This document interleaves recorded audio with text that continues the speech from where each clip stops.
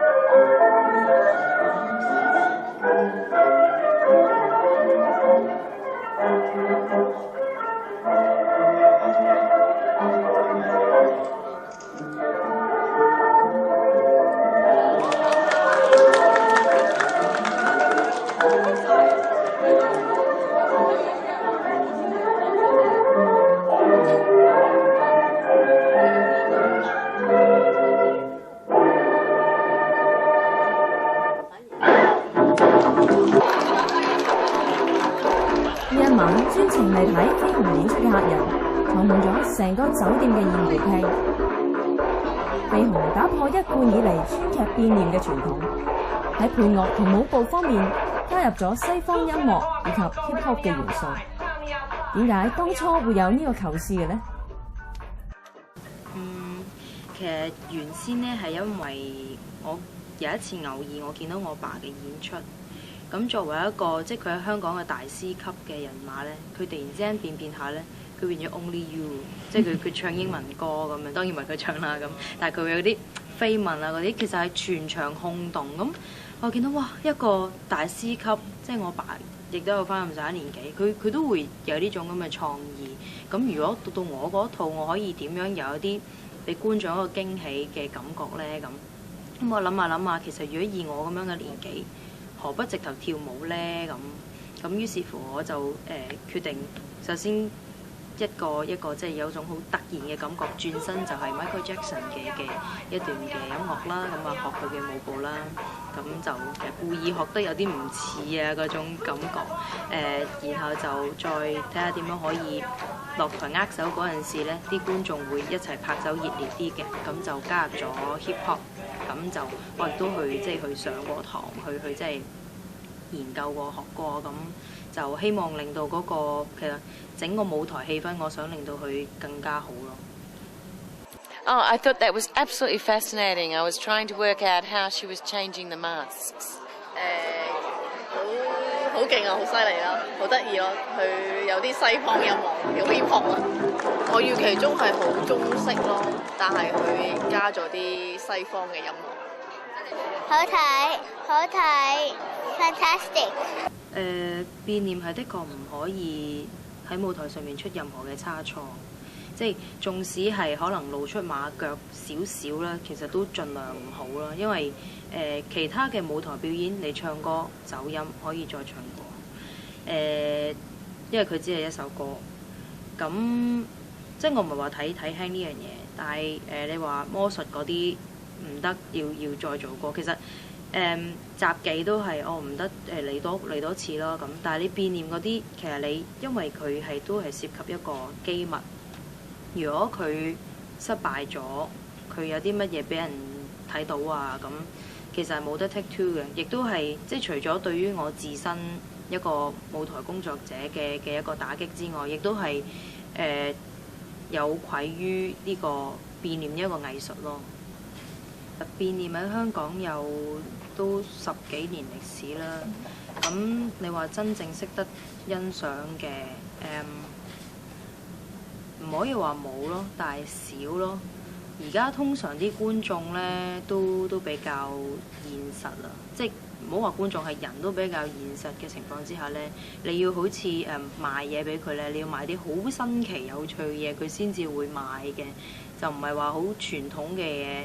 要佢哋就會識得欣賞咯，所以變咗佢哋已經唔係用一種欣賞嘅角度去睇嗰樣嘢，而係可能係一個娛樂性比較重嘅味道。所以點解會加入一啲唔同嘅風格啊、hip hop 啊嗰類去吸引一啲觀眾，等啲觀眾有啲回憶。我諗我會用一種對藝術嘅堅持嘅態度啦，即係。去盡量去保留呢個變臉呢樣嘢啦，呢個藝術啦。當然藝術係堅持，藝術亦都係呢個永恆不止嘅，藝術係無止境嘅。咁其實我會盡量嘗試用一啲新嘅角度，好似我而家準備鑽研一啲新嘅變臉嘅，即係可能都係變臉，但係用一個新嘅面孔去向住呢個觀眾咯。因為可能好多人其他嘅行家，佢哋學識咗之後就會淨係做嗰套嘢，就賺咗一啲錢過到活咁就算。因為我覺得咁樣落去對個市場嚟講亦都係冇益㗎。咁不如我想帶俾觀眾仍然有多一點點嘅新鮮感喺變臉上面。咁我就寧願睇下可唔可以喺我仲做得喐嘅時間就即係可能發掘一啲新嘅方向。喺過去嘅10年當中，曾經接觸同欣賞過變臉藝術嘅人越嚟越多，而香港人追求新鮮嘅心態，究竟被定為國家2級機密嘅變臉喺香港嘅生存空間又有幾大呢？